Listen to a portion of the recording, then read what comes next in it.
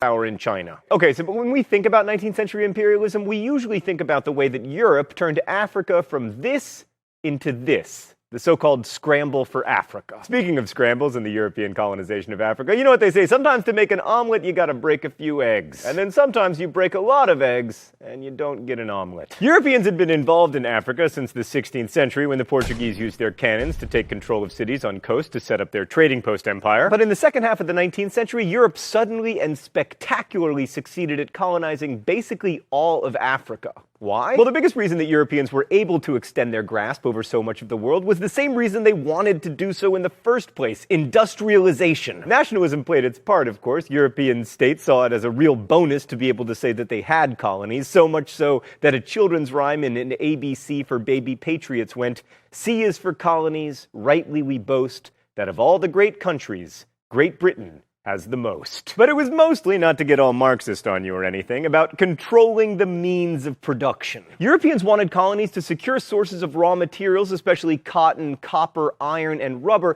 that were used to fuel their growing industrial economies. And in addition to providing the motive for imperialism, European industrialization also provided the means. Europeans didn't fail to take over territory in Africa until the late 19th century because they didn't want to. They failed because they couldn't. This was mostly due to disease. Unlike in the Americas, Africans weren't devastated by diseases like smallpox because they'd had smallpox for centuries and were just as immune to it as Europeans were. Not only that, but Africa had diseases of its own, including yellow fever, malaria, and sleeping sickness, all of which killed Europeans in staggering numbers. Also, Nagana was a disease endemic to Africa that killed horses, which made it difficult for Europeans to take advantage of African grasslands, and also difficult for them to get inland because their horses would die as they tried to carry stuff. Also, while in the 16th century Europeans did have guns, they were pretty useless, especially without horses, so most fighting was done the old-fashioned way, with swords. That worked pretty well in the Americas, unless you were the Incas or the Aztecs, but it didn't work in Africa, because the Africans also had swords, and spears, and axes. So as much as they might have wanted to colonize Africa in the 16th, 17th, and 18th centuries, Africa's mosquitoes, microbes, and people were too much for them. So what made the difference? Technology. First, steamships made it possible for Europeans to travel inland, bringing supplies and personnel via Africa's navigable rivers. No horses?